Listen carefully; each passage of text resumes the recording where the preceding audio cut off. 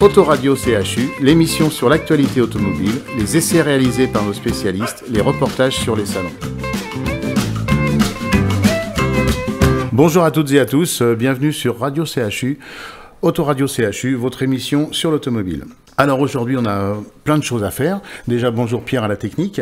Et nous allons aujourd'hui commencer l'émission avec l'Automobile Club du Sud-Ouest. Nous avons le plaisir aujourd'hui de recevoir Monsieur Expert Claude, qui est le président de l'Automobile Club du Sud-Ouest. Bonjour Claude. Bonjour. Merci d'être avec nous.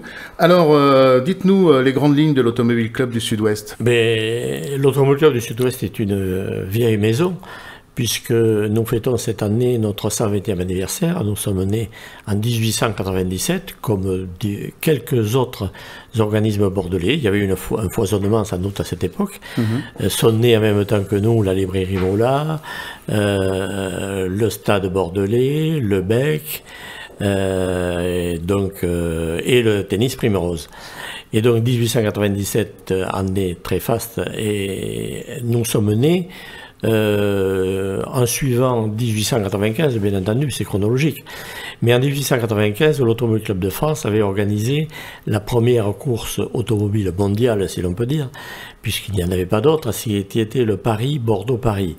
Et donc de passage à Bordeaux, les quelques automobilistes, à l'époque il n'y avait que 21 voitures dans tout le département de la Gironde, les quelques automobilistes bordelais s'étaient passionnés et avaient accueilli ce qui était entre guillemets le virage de Bordeaux, puisque c'était une course Paris-Bordeaux, Paris non-stop, dont les concurrents arrivaient à Bordeaux, prenaient le virage sur les allées de Tourny devant l'hôtel Meyer, et repartait pour Paris, donc un périple de 1200 km, que le vainqueur Émile Levasseur, sur Paris-Levasseur, a gagné en 48 heures et 48 minutes. Ce qui est pas mal. Ce qui était pas mal sur les routes de l'époque, et surtout qu'il fallait s'arrêter souvent.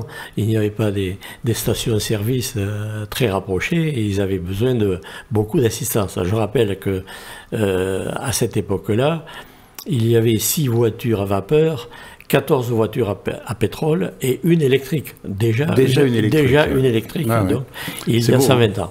Et l'électrique a fini, on ne sait pas. L'électrique a fini oui, mais enfin, bien loin des 48 heures et 48 minutes. Bien entendu. Mais elle a fini quand même. Elle a fini quand même. C'est vrai qu'il faut rappeler quand même qu'à l'époque, les routes, c'était quelque chose quand même. C'était des chemins. C'était des chemins. Je crois que remarquez maintenant, un aller-retour Bordeaux en 48 heures... Le 1er août, ça peut le faire. Mais quelques années après, et très peu après, puisqu'en 1903, il y a eu une course qui était le Paris-Madrid, qui s'est malheureusement arrêtée à Bordeaux, parce que le président du conseil de l'époque, Émile Combes, a pas voulu que la course continue. Il y a eu de nombreux morts sur la route, tant d'un spectateur quand même un concurrent, puisque monsieur Renault a perdu la vie dans cette épreuve, mais le premier arrivé à Bordeaux avait couru l'épreuve en 5 heures et 14 minutes.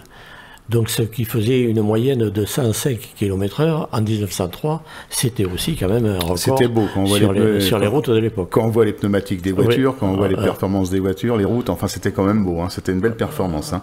Comme quoi, la France, c'est quand même le berceau de l'automobile, il va falloir que ça le reste. Hein. Et bien entendu, voilà. On est d'accord, malgré tous ceux qui veulent casser ça. Hein. Voilà. Bon, alors, hormis le fait que vous êtes le président de l'Automobile Club du Sud-Ouest, vous vous occupez de quelque chose de très intéressant, de l'aide aux usagers. Voilà. Alors, je reviens un petit peu. L'Automobile Club créé en 1897, l'article... Le premier article qui est à cette création, c'était de fournir à tous ses membres tout renseignement et avantage possible et de leur donner un appui moral pour la défense de leurs droits. Donc c'était ça il y a 120 ans et c'est toujours d'actualité. Aujourd'hui, c'est toujours ce que nous faisons en priorité. D'accord. Donc nous accordons, bien entendu, nous avons une assistance juridique qui défend les automobilistes dans tous leurs droits comme ça avait été créé à l'origine. Mais aussi, comme d'autres automobiles clubs, nous nous occupons du rapatriement des véhicules, de l'assistance pour dépannage et d'autres activités. Après, bien entendu, qui sont un petit peu plus modernes, celles-là, c'est les stages de récupération de points. Oui. C'est aussi, donc nous sommes associés dans divers centres de contrôle technique. Donc c'est aussi apporter des avantages à nos membres, et nous avons créé il y a maintenant un petit peu plus de 2 ans une école de conduite automobile. Ah d'accord.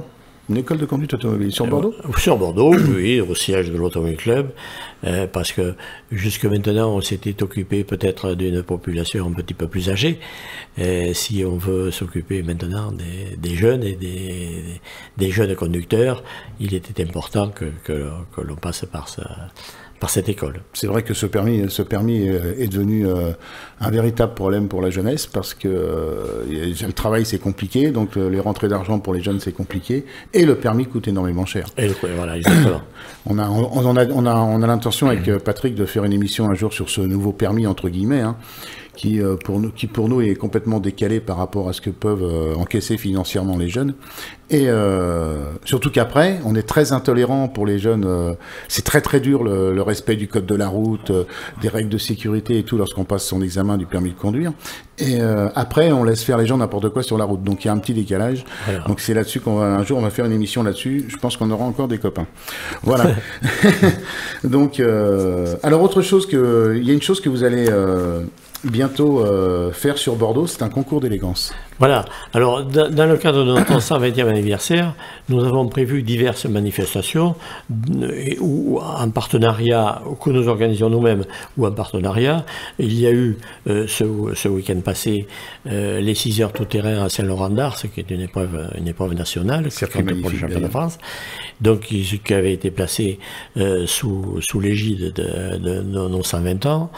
Il va y avoir d'autres manifestations, conférences, présentations et expositions. Et il y aura bien entendu ce qu'on pourrait considérer comme le point culminant, c'est-à-dire le concours d'élégance automobile qui se tiendra le 29 avril après-midi sur la place Péberlan à Bordeaux.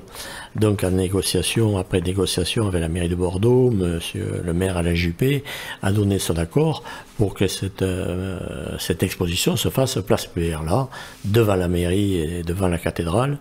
Et donc ça sera sûrement le point culminant, comme je viens de le dire, avec une présentation de véhicules de prestige, soit modernes, soit anciens, mais toujours des véhicules emblématiques. D'accord, ça va être une très belle manifestation. Il y aura des expositions autour? Alors, il y aura l'exposition, puisque ces véhicules, avant et après leur passage sur un podium, et ainsi de suite, avec des mannequins qui viendront aussi agrémenter ce passage sur le podium, les véhicules seront exposés sur la place Péberlan, et les gens pourront venir les contempler. Moi, ce que j'adore dans ce genre de manifestation, dans un concours d'élégance, c'est que c'est toute la mise en scène qu'il y a autour.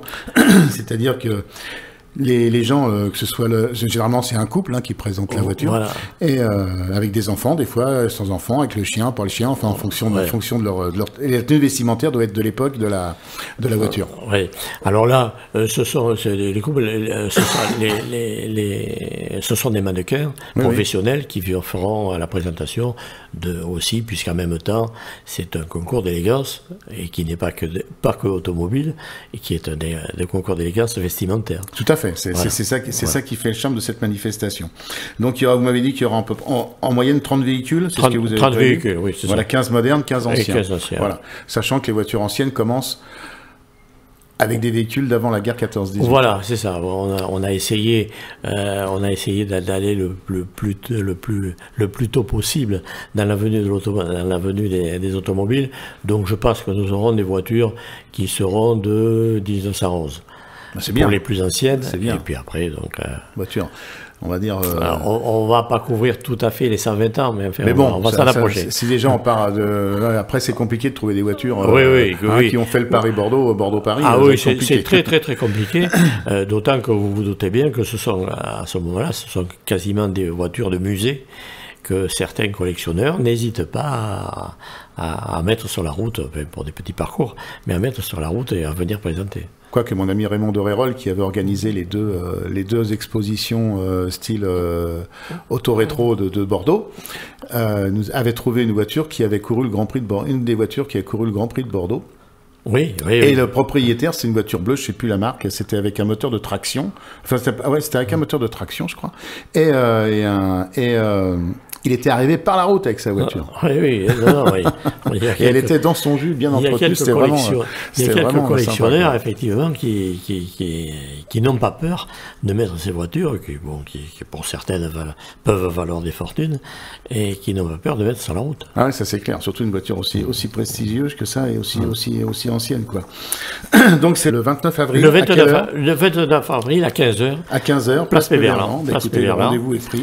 Et dès le lendemain, donc le 30, il y aura l'édition Burdi Jouet qui se tient au Pingalan à Mérignac, qui sera aussi placée sous le sigle des 120 ans de l'Automobile Club.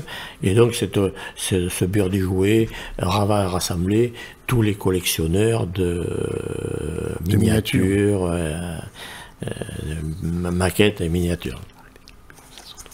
D'accord, ok. Bah, écoutez, merci de toutes ces précisions. Merci d'être venu sur notre radio. Merci de m'avoir reçu. Bah, écoutez, et voilà. À une prochaine fois. Voilà, très bien, merci.